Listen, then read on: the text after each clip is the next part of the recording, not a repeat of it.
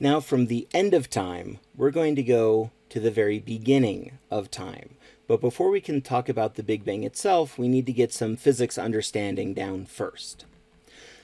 As far as we can tell, there are four fundamental forces, four fundamental interactions, ways that things interact with each other. These are gravity, electromagnetism, the nuclear weak, and the nuclear strong. We have these four fundamental interactions.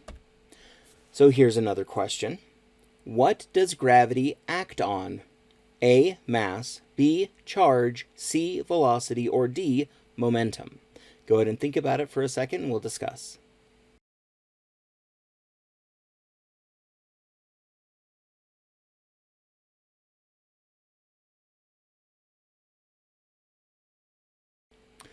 So the correct answer is mass. Gravity always acts on mass, and it's always attractive. Okay, so gravity acts on mass and is attractive. And one of the interesting things is that gravity is actually the weakest of all of the forces. Now, I'll explain exactly what I mean about that in just a second. Okay, but gravity always acts on mass and pulls things together. Okay, another force that we've talked about a little bit is the electromagnetic force. Okay, so the electromagnetic force acts on charge, positive and negative, okay, and it is both attractive and repulsive. If you've got positive and negative, they attract. If you have negative and negative, they repel. If you've got positive and positive, they repel. Okay, so it's both attractive and repulsive. Okay, now, again, one of the surprising things is that it is significantly stronger than gravity. Okay, so I realize as we've been talking about stuff in astronomy, we've been talking about the incredible things that gravity can do. Okay, so for example, gravity is the reason why stars happen. It's the reason why planets happen. It's the reason we get black holes, all these big, amazing things. But it's actually amazingly weak. For example, my mass. Okay, the reason why I'm stuck on the Earth is my weight. Okay, so my weight is determined by my mass and the mass of the whole entire Earth, right? So the force of gravity is equal to mass times mass over distance squared. So my mass and the mass of the whole entire Earth. Now, what prevents me from falling into the Earth, actually sinking down to the core, is the ground, specifically my contact between my foot and the ground.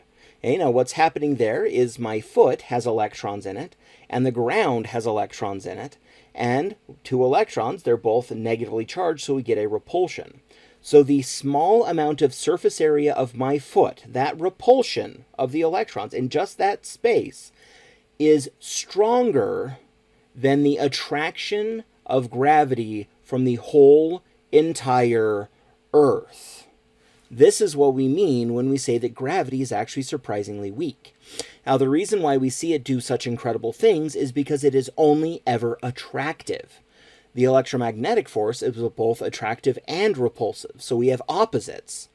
With gravity, we only have it ever attracting, and so if you get enough stuff together, then it can do some really powerful things. So one of the other fundamental interactions is the weak nuclear force. Okay, so the weak nuclear force acts on the things that make up protons and neutrons, as well as electrons and neutrinos. Okay, so I know that we usually talk about protons and neutrons as if they're the smallest things. Okay, so these are the things that make up the nucleus, but even protons and neutrons are made up of even smaller things we refer to as quarks.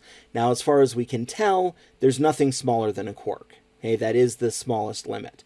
Okay, so the weak nuclear force acts on quarks, neutrons, and electrons, and it's responsible for certain types of radioactive decay, of certain elements changing from what they are into other things.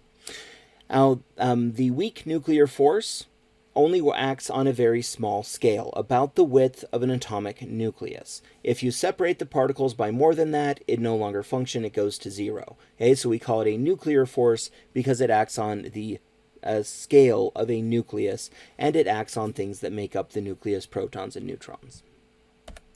Okay, the fourth of our fundamental forces is the strong nuclear force. Now, this acts on quarks, and it's what's responsible for holding the nucleus together. Okay, so the nucleus is made up of protons and neutrons. Protons have positive charge, and the closer you get two positively charged things together, the more the electromagnetic force wants to have them repel, shoot away from each other. And yet we see that the nucleus is held together.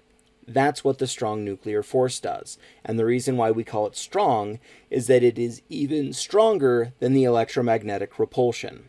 Now, the reason why we call it nuclear is not just because it holds together the nucleus, but it is a very short-range force. Once you separate those protons by more than the width of an atomic nucleus, the strong nuclear force drops to zero, the electromagnetic force is still there and really strong, and the protons zip away from each other. Okay, so these are the 4 fundamental forces. Now, the reason why we bring these up is to help us start understanding the early conditions of the Big Bang.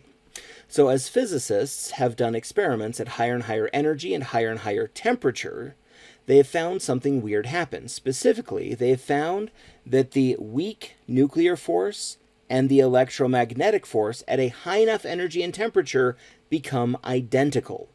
They begin behaving in exactly the same way. There's no way to tell which is the electromagnetic force and which is the weak nuclear force. They become the same thing. We say that they unify into what we refer to as the electro-weak force. So we actually have seen this unification of the electromagnetic and weak force into the electro-weak force. This has happened. We see it in the lab.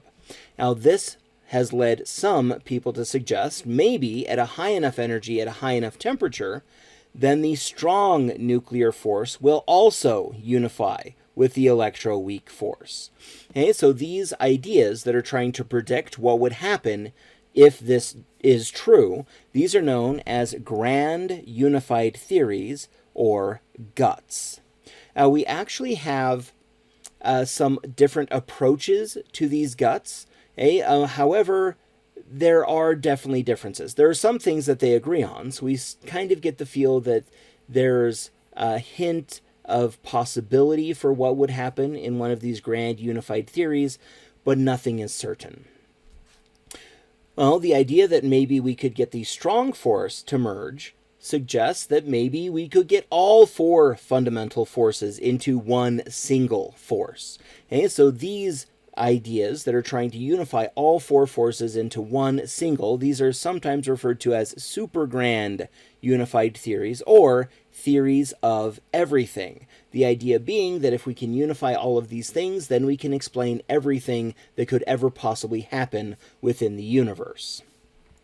Now, these theories of everything are really hard. Specifically, we're trying to unify quantum mechanics, which deals with what's occurring at the very smallest scales, with things like quarks and electrons and protons and neutrons, with general relativity, which describes what's happening on the largest scale and specifically what's happening with space-time. And these 2 theories don't play at all nicely together. People have been trying to come up with these theories of everything, merging these 2 ideas as far back as the time of Einstein, and we still don't have it. There are many different approaches. For example, you may have heard of string theory. String theory is one approach to this theory of everything, but there are other ones. For example, loop quantum gravity is another approach. Now, all of these different approaches are very, very different, fundamentally different, and they don't actually work together. In other words, we don't have a theory of everything, and we don't even know what one looks like right now. Although, again, there are very smart people who are trying to figure this out.